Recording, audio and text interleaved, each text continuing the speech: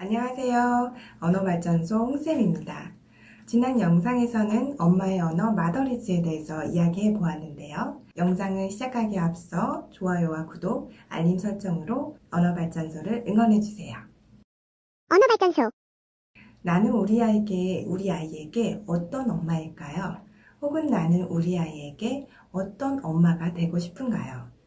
무심코 찍은 영상을 보다가 타인의 시점이 되어 자신을 되돌아보게 되면 생각지도 못한 낯선 나를 경험하게 됩니다.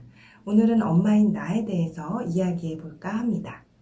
우리 아이의 언어를 되짚어 보기 전에 먼저 엄마인 여러분의 언어를 되돌아보는 시간을 가져보셨으면 합니다. 아이마다 언어의 스타일, 즉 억양이나 말투, 자주 사용하는 제스처, 표정들이 다르듯이 아이가 바라보는 시점에서 엄마의 언어 스타일이 존재합니다. 나는 어떤 말투로, 어떤 표정과 제스처로, 어떤 스타일을 가지고 아이에게 말을 건네고 있나요? 오늘은 엄마의 언어 스타일에 대해 이야기해 봅시다.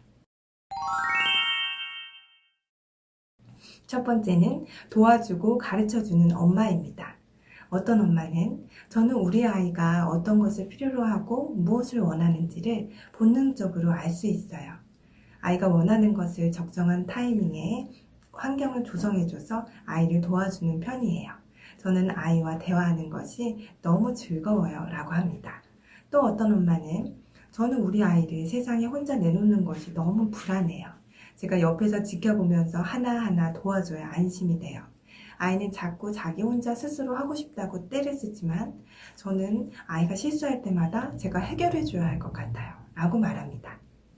도와주고 가르쳐주는 엄마는 아이의 요구를 적절한 타이밍에 충족시켜주고 다양한 언어 자극으로 아이가 빠르게 언어를 습득할 수 있도록 도와줍니다.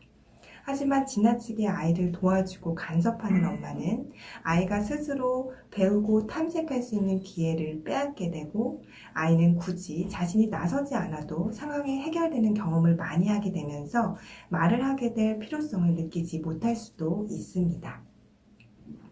두 번째는 무관심한 엄마입니다. 예를 들어 볼까요? 저는 아이가 무슨 생각을 하고 있는지 도통 모르겠어요. 말을 시켜도 대답이 없고 일방적으로 대화를 시도하는 것에 지쳤어요. 아이와 대화를 하는 게 전혀 즐겁지가 않아요. 라고 이야기하는 분들도 계십니다. 간혹 어떠한 이유에서든지 아이와 상호작용하는데 큰 흥미가 없고 무관심한 엄마가 있습니다. 반대로 아이가 부모와 어떤 대화를 하는 것을 즐거워하지 않는 경우도 있고요. 이런 경우 아이가 독립적인 성향의 아이일 수도 있지만 대부분의 경우는 부모의 무관심이나 지나친 방해 때문에 나타나는 반응일 수도 있습니다. 아이는 성장하면서 스스로 무언가를 해냈다는 성취감을 맛보며 자신감을 쌓고 자존감을 높입니다.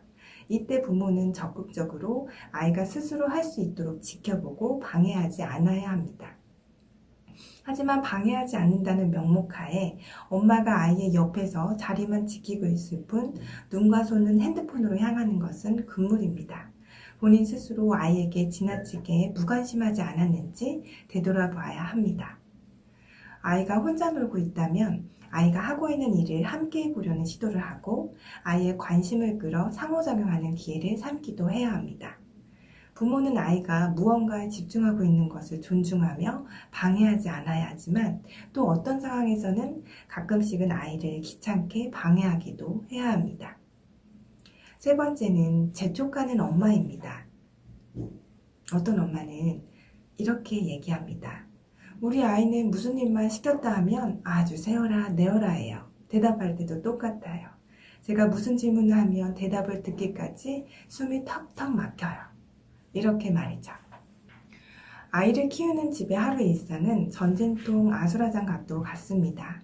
아침에 눈을 뜨자마자 아이를 씻기고 밥을 먹이고 옷을 입혀서 가방을 챙겨 집 밖으로 나가기 전까지의 과정은 눈코 뜰 새 없이 분주합니다. 이런 과정에서 엄마는 아이에게 자꾸 재촉할 수밖에 없죠. 얼른 밥 먹자. 빨리 와서 양말 신어. 아이의 입장에서 생각해보면 아이는 엄마가 왜 그렇게 바쁜지 이해할 수가 없어요. 시간이나 약속의 개념이 부족한 이 시기의 아이들은 그저 한없이 여유롭고 해맑죠. 밥 한 입 입에 물고는 자리를 박차고 일어나 자동차를 굴리기도 하고 양말을 한쪽만 신고서 자기가 좋아하는 책을 하나 가져와 읽어달라는 식이니까요. 왜 서둘러야 하는지 이해가 되지 않는 아이에게 엄마의 재촉은 부담이자 스트레스일 수밖에 없습니다. 가뜩이나 자신의 의도를 표현하는 데 서툰 아이라면 자신의 의도를 나타내기 위해 이것저것 시도해보는 대신에 안 해, 싫어 와 같이 단답형으로 일관해버리거나 귀를 닫고 회피해버리게 됩니다. 마지막은 바로 친구 같은 엄마입니다. 어떤 엄마는 이렇게 말합니다. 저는 아이에게 무언가를 가르치기 위해 놀이를 하지는 않아요. 그냥 아이의 수준으로 저를 낮추고 아이와 아주 즐겁게 놀죠. 오늘은 어떤 말을 가르칠까가 아니라 오늘은 무슨 놀이를 하면서 놀까가 저의 주된 고민이에요. 아이가 저와 함께 있는 시간이 편하고 즐거워야 자신을 표현할 수 있는 기회가 많아질 수 있으니까요. 이렇게 말이죠. 아이에게 최고의 학습은 놀이라는 것을 모두 알고 계십니다. 아이는 일상생활의 수많은 놀이를 통해 배우고 성장합니다. 언어 또한 놀이를 통해 발달하고 습득되는 도구라고 할 수 있어요. 부모는 아이의 친구가 되어 함께 역할놀이도 하고 다양한 신체놀이를 통해 질 높은 언어 자극을 시도해 볼 수 있습니다. 단, 엄마가 자신에게 무언가를 학습시키고 있다는 것을 느끼지 않는 선에서 말이에요.